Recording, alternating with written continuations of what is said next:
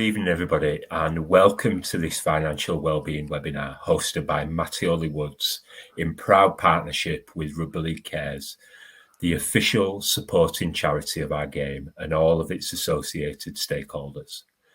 Can I first of all take the opportunity to thank everybody on the webinar this evening, both for your time and effort, firstly to register your interest, then follow up with your attendance. It's greatly appreciated by everybody this evening. We know through extensive research conducted, not just in elite sport, that the skills, knowledge and expertise around managing finances that a person possesses, or not in some cases, can have a direct impact on our whole of person well-being, both in a positive and a negative way. So taking this into account, it goes without saying that tonight's offering from Mark and Adrian will contain education that you can apply not only now, but throughout your lifetime. So without further ado, I'll hand over to our experts for this evening. So thank you, Mark. Steve, thanks ever so much indeed. It's really kind of you to do the introduction for us yet again. And welcome to all of you, whether you're listening to the live version or whether you're listening to the recording. And if you are listening, a huge thank you for picking this up and running with it. Steve's mentioned that your financial knowledge, your financial well-being, massive impact on your whole of person well-being. And we thought we'd take we're aiming for about 30 minutes or so, where we're going to be looking at the topic this evening, which is managing debt, looking at borrowing, but a big piece of borrowing and debt tends to be our mortgages. So whilst mortgages doesn't appear in the title, boy, oh boy, it does feature very much and strongly in the content.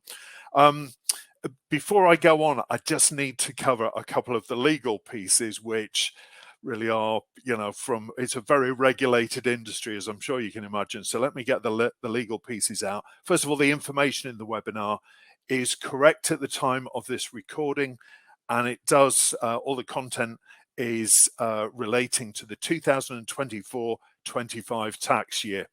Of equal importance. We're not giving financial advice to you during this webinar. What we are doing, though, we're looking at the topics of debt, looking at the topic of borrowing. We're trying to ensure that you've got both the knowledge and the understanding to support any of the financial decisions that you're going to be making in this particular area, or review some of the decisions that you've made in the past to say, okay, when I come up to renewing things or reviewing things, is there something else that I need to perhaps consider? Listen, debt is an odd word. A lot of people look at it quite negatively, but it's one of those essentials in our lives. And it's just making sure that whatever debt we take on, we don't really overreach ourselves and cause ourselves financial problems. So Steve mentioned in his introduction, Mark and Adrian, in the background, I'm not sure if you can see his picture on the bottom, but in the background, my colleague Adrian is sitting there waiting for any questions that you might wish to ask. And you can use the Q&A tab, which appears, it's on that side of your screen, although I'm probably waving the wrong hand. But if you search the Q&A tab, you can type in there any particular question. The only person who's going to see your question is Adrian, and the only person who's going to see the answer that he posts to your question, again, is Adrian. So please do take advantage of it, because I'll put my hand up, he's written the slides tonight, so I'm indebted to him, and he's going to answer any specific questions that you decide to pop into that Q&A tab. Now, some of you are looking at the recording and thinking, how do I do that? Don't worry, I'll cover that piece at the end. The other thing is, if you ask a particular question that's one of these humdingers and we haven't got the immediate answer, we will get back to you individually using the email that you posted when you registered for the webinar. So that's it. I'm going to now press on with the content proper. And as I said, debt is inevitable. There's not many of us who can afford to buy our first house outright, or buy a brand new car outright. And be careful if you're buying a brand new one as well. Just think of what you're losing as you drive off the forecourt. But clearly, being able to take out a mortgage, taking on finance, it's really important in our daily lives. There are lots of important points to consider when you're looking at, okay, what loan am I taking out? What credit card am I going to use? That kind of thing. But I guess one of the key messages, and we covered it in the last webinar when we look at managing our money, and it is shop around for the best deal. Because effectively what you're doing with debt, with borrowing, you're buying somebody's money that you're going to be using for a period of time. So please do shop around for the best deal. The figure, probably the most important figure that you've got to know whenever you're looking at borrowing, is something called the annual percentage rate. And you'll see it very often referred to as the APR. You'll see it on all the adverts.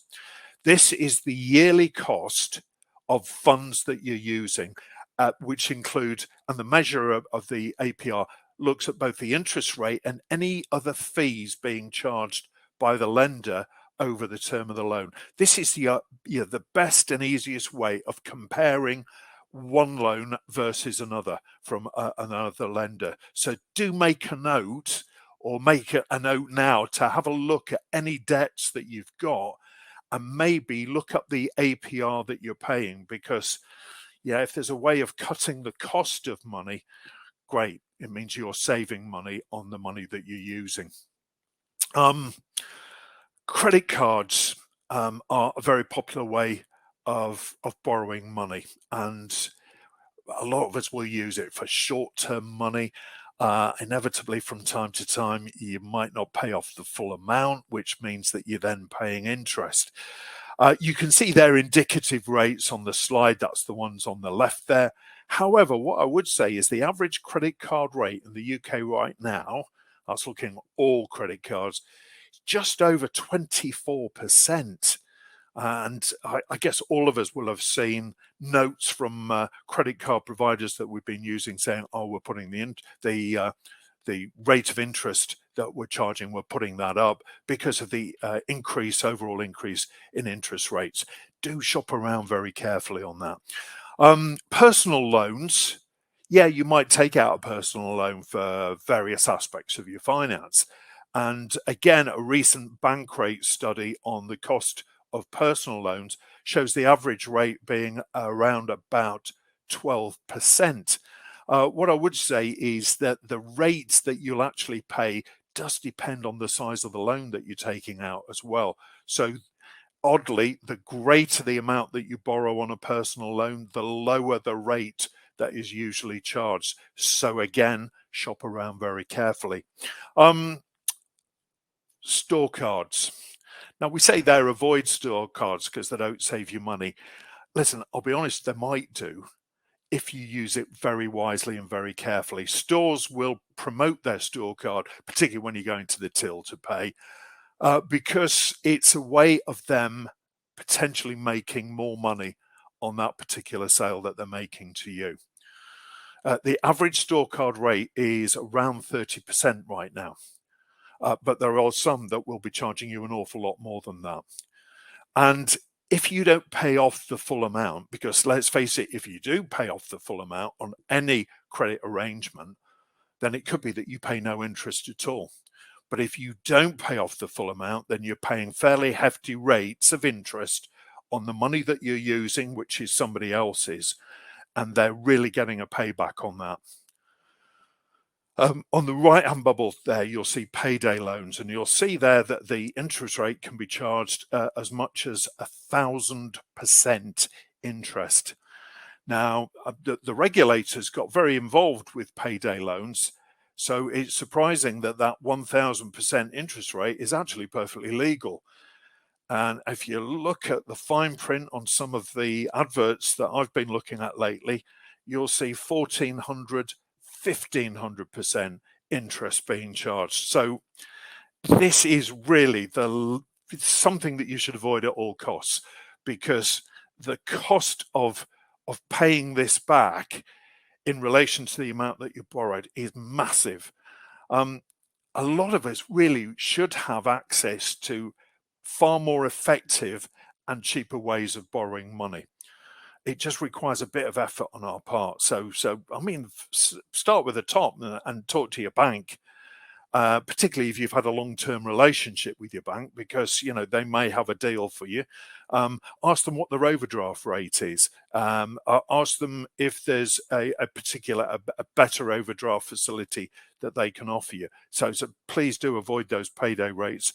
The other thing to think about, and particularly depending where you are, look at your local credit union, because they do offer the facility of fairer finance loans where you are paying much lower rates of interest. I guess my central theme on debt here is do think carefully on the deal that you're about to enter into, and think to yourself, have I really looked around carefully? Do I know what I'm walking into on this? Now, let's face it, a lot of us will already have some debts or some loans. And very often the first stage to getting your borrowing under control is work out what you've got, who it's with, what's the APR for each of these, maybe make a list, the dreaded lists again. Then consider, once you've worked all this out, consider whether you could take the debt with the highest APR, that's, whichever one it is, but take the one with the highest APR, the most expensive one, and first of all, see, is it possible to borrow that money at a lower rate? Generally, obviously, the higher the percentage rate of interest that you're paying, the more that we're going to end up paying back to the lender. So see if there is a way of reducing your rate, maybe saving yourself some money. Another key point about repaying loans, servicing your credit card, this kind of thing, paying on time can help your position when it comes to either consolidating debt or renegotiating any of your borrowings. It's very important that you avoid missing repayments, because it might create a charge itself, late interest charges, but it can affect your credit score. And we're going to look at your credit score in a couple of slides' time. I'm going to ask you a question before we get there.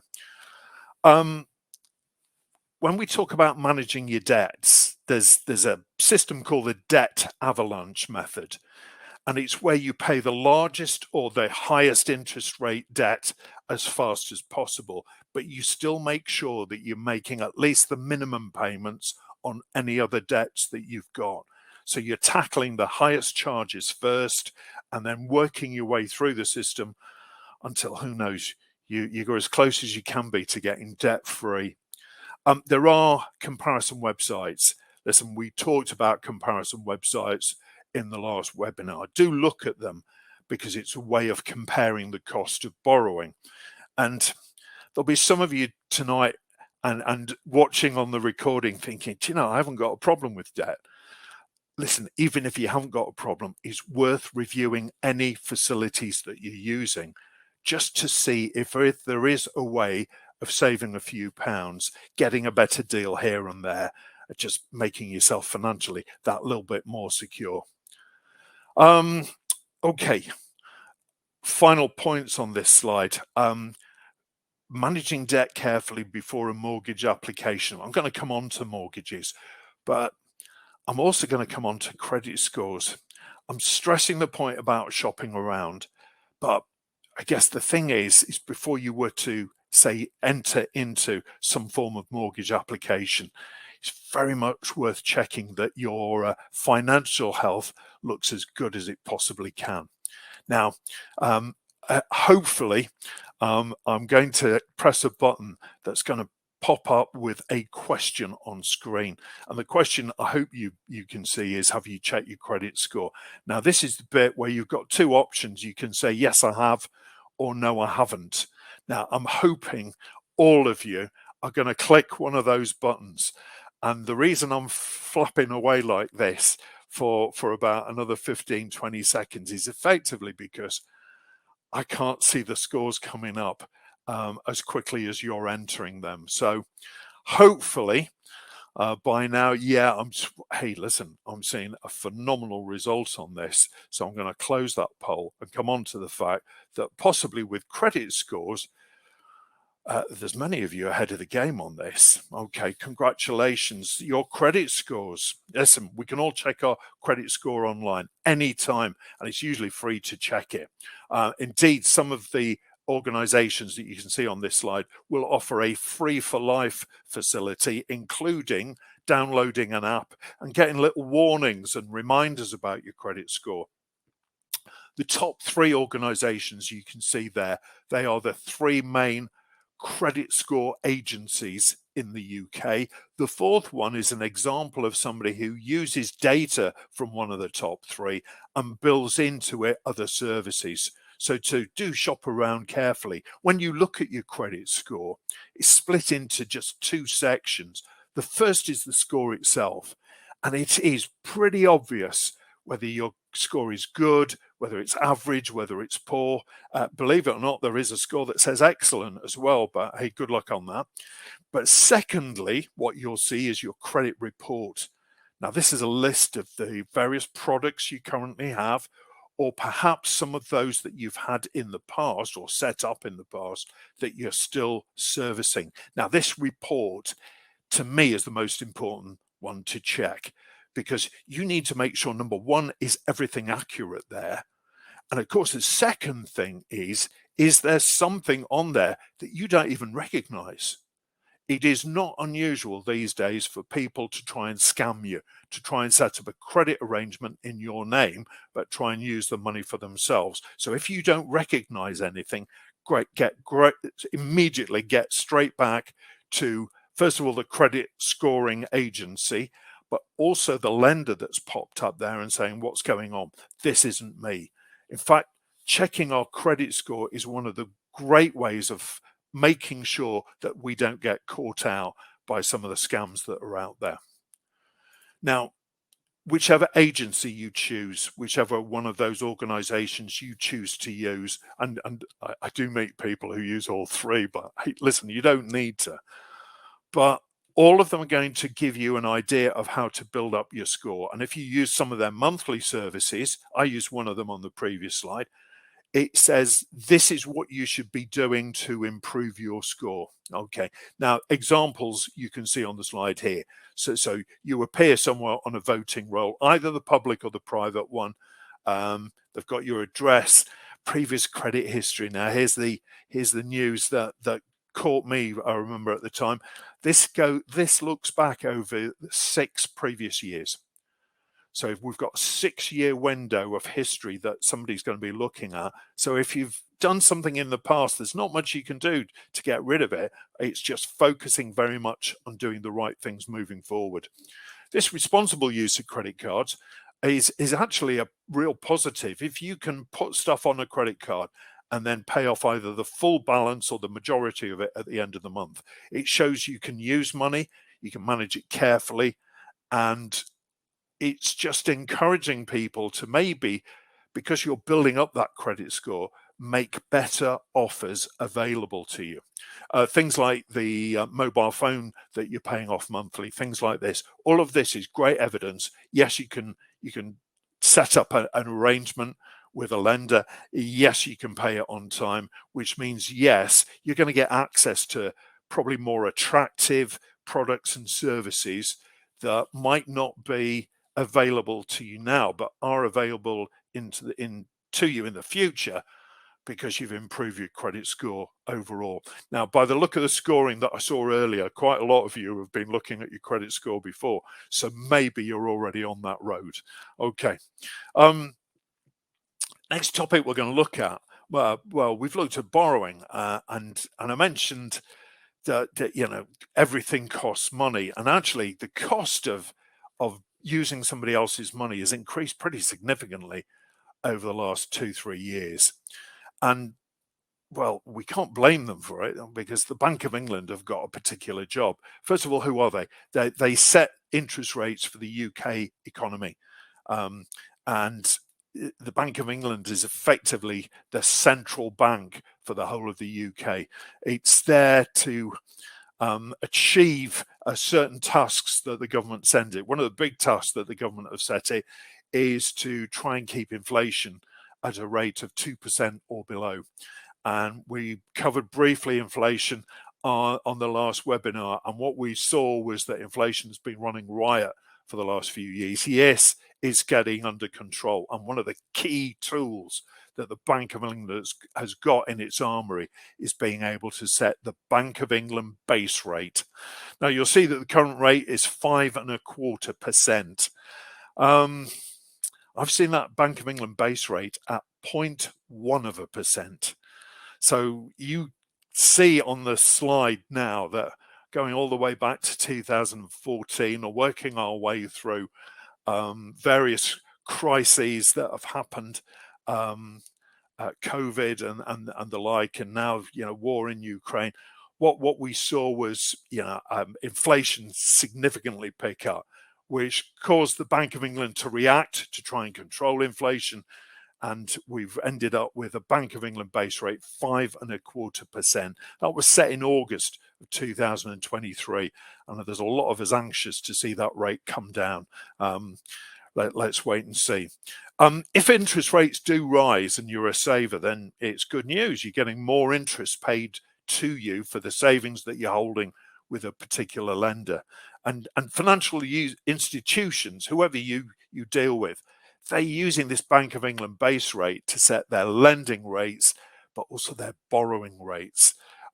So whatever it is, they'll say, right, if you are putting your money on deposit with us, we're going to offer you far more attractive interest rates. It takes them a while to get there, but they get there in the end.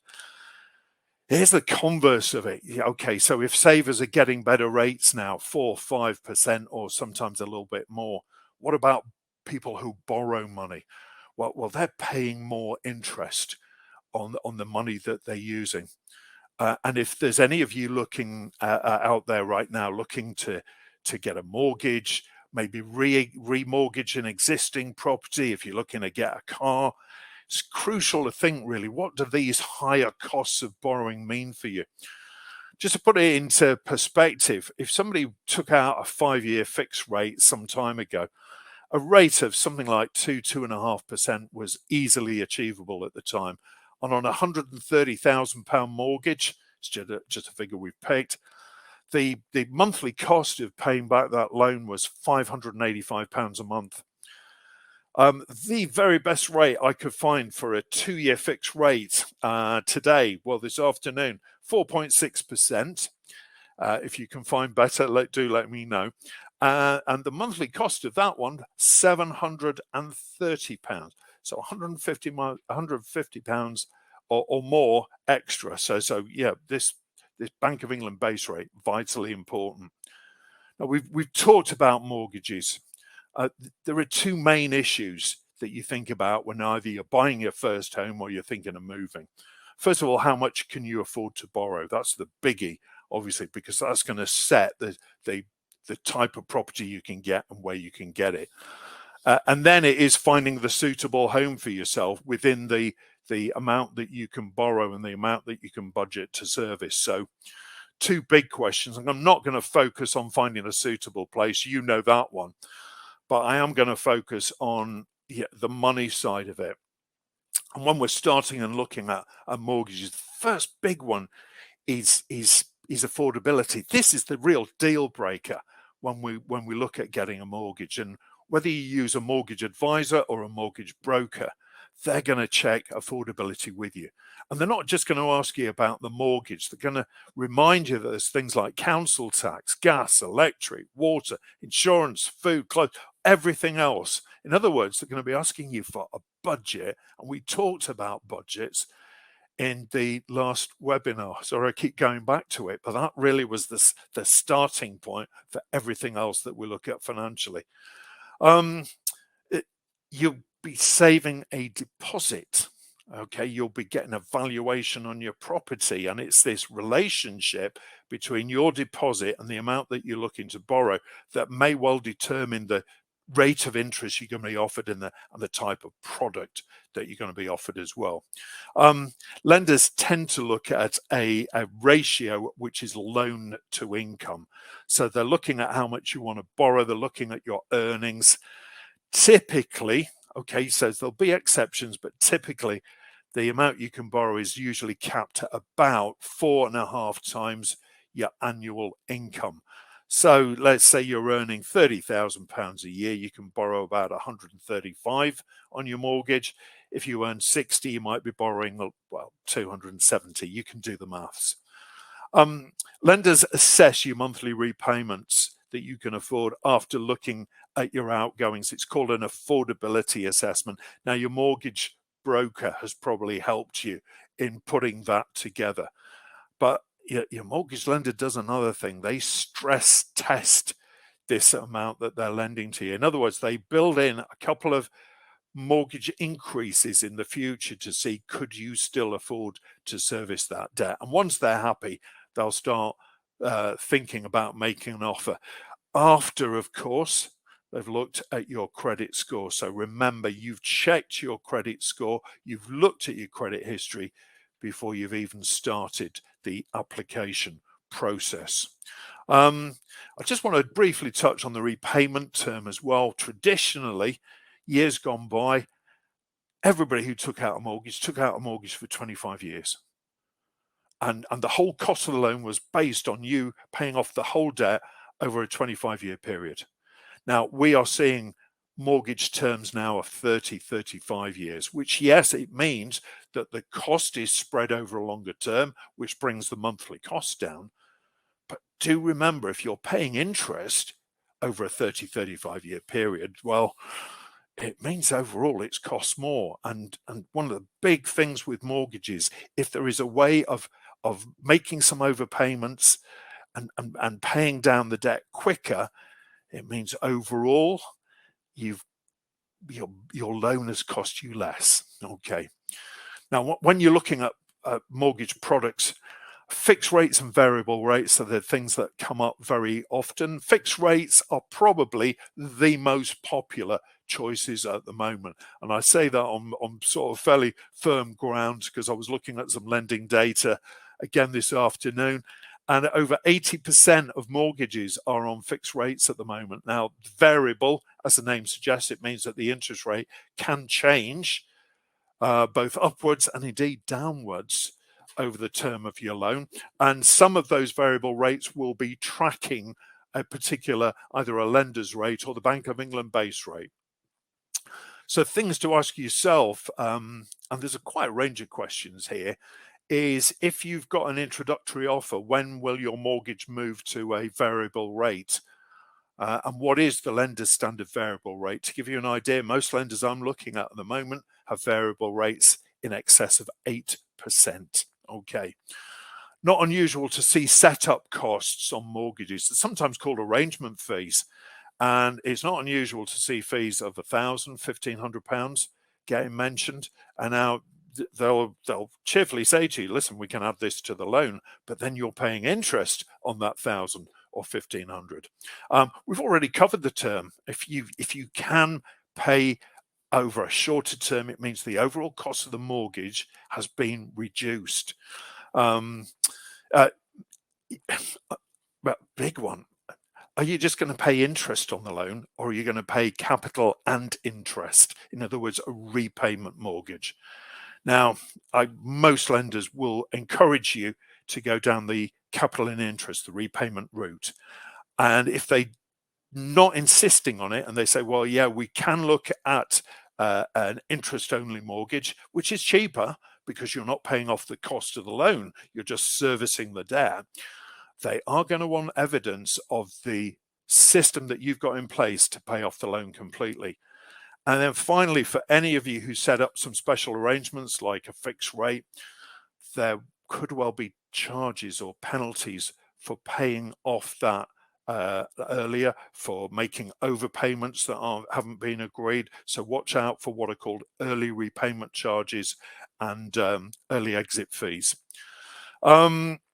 Okay, moving on to mortgage products. And for those of you who haven't yet got onto the mortgage ladder, think about the deposit that you can build.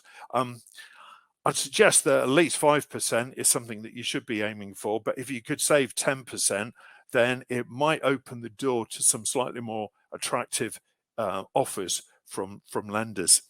If you're building up your savings, well, one great way of building up your deposit is a lifetime ISA.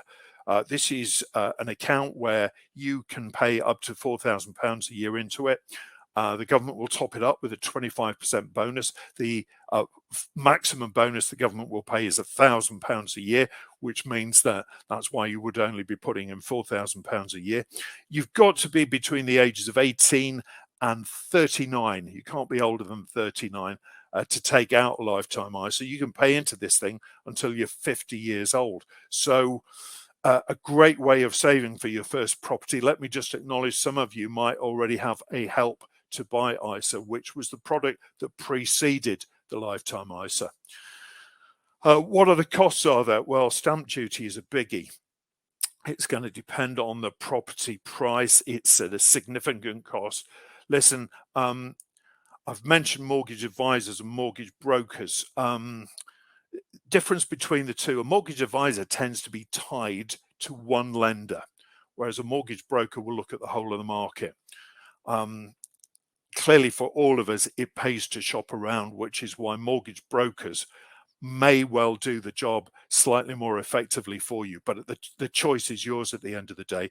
But be you using a mortgage advisor or maybe a mortgage broker, they will be talking you through all the various costs, including stamp duty as well. But they'll also be mentioning things like legal fees, local searches, money laundering checks, telegraphic transfer fees. Believe me, they're endless. So they'll talk you through all of these. Lastly, if you're a first-time buyer, don't forget back to budget again. So you've got a budget now, but what's your budget if you are successful in getting this mortgage? And what are the extra outgoings that you've got on the council tax, the gas, the electric that we spoke about earlier? And finally, with any property that you purchase, have an emergency fund. Things will go wrong. I think, Adrian, it's the fridge that went today or yesterday that's caught him. Listen, there's always something going wrong with a property. You've got to have money aside to help cope with these things. So what can you do now? Well, okay, think about what we've covered, but also think about the support and help that's available out there. Now, we've already looked on the previous webinar. I promise that's the last time I mentioned it. We looked at budgeting, money management. They haven't changed. We also looked at debt, money worries, and they haven't changed either. But just remind us that there's some cracking organizations out there who will help you at no cost. Bottom left, property search sites. Listen, if these are new to you, if you really haven't been serious about looking for a property, I think yeah, we've all used one or more of those. And just a reminder that, you know, however you choose to check your credit score, you've got three main agencies and people like ClearScore, as an example, who will put together other services using an organization's data. That's me done in terms of the slides that I'm going through, but I'm hoping that in the background, perhaps a question or two might have been posed to my colleague Adrian, and now you get the chance to see him properly. There he is. Thank goodness you're there. Aid, anything pop into your inbox as we went through the content this evening? I think I've answered the most of the questions that came up, Mark. So everything's pretty good. Just might be helpful to clarify, checking your credit score. Does it affect your credit score if you check your credit score at all? Which might be Adrian's polite way of saying, did you cover that, Mark? Apologies. You can check your credit score anytime. You personally check your score as many times as you want. Doesn't affect your score. But it does leave like a footprint a soft footprint on your credit record, because the agency said, oh, Mark checked his credit score. Now, it's different if I've applied to 3 credit card companies, because there are now 3 firm footprints on my record by different organizations who I might be using money from. Now, that too many of those can affect your credit score. So be very careful before you actually apply for credit, because they're inevitably going to be checking your credit score. That does leave footprints, and it can drive your credit score down if you do too many of these over a period of time. Sorry, Aid, I should have mentioned that earlier. Thanks for bringing it up. No, not at all. It was a question it was asked. So yeah, okay. No problem. Well, one last question before you go. I know you did cover it, but it was a question that came up earlier on. What's the difference between a mortgage advisor and a mortgage broker? Okay, advisor looks at, they tend to be tied to one lender. So they're going to give you that lender's deal. But there are so many lenders out there. There are literally thousands of products out there. A mortgage broker will have all of the details of all lenders out there. And there's one other thing that they get. A lot of brokers have formed what they call mortgage clubs. And lenders who've got a lot of money left over will say to a mortgage club, listen, we can package a deal for you at this particular rate. It's there until you've used it up. Now, we'll never see them as members of the public, and lenders don't publicize these things at all. It's routed through a mortgage club. So if you want to get sight of the very best deal that's possibly available to you right now, a broker is probably your best and easiest route to achieve that information. Especially for first-time buyers as well. So. Absolutely, yeah. But listen, all of us, I've used a mortgage broker every single time. By the very first mortgage I took out, I've not regretted it. I don't think you will either. Anyway, not making recommendations. No, we're not. For the questions. I'll leave you to wrap up. Thanks, Mark. Okay. Listen, thank you for your questions that you asked of Adrian. Thanks for everything else indeed. I know we'll be coming back and we'll be meeting up again at some point in the future where we'll look at another financial topic. But in the meantime, pardon me, just jump there. If you were listening and not looking at the slide, you'll see my email address is there. More than happy to take any questions for those of you watching the recording. Drop me a note on the email. If I'm not there to take it, Adrian kindly covers the questions as well. And listen, between us, we will get an answer to you, or at least signpost you in the right direction.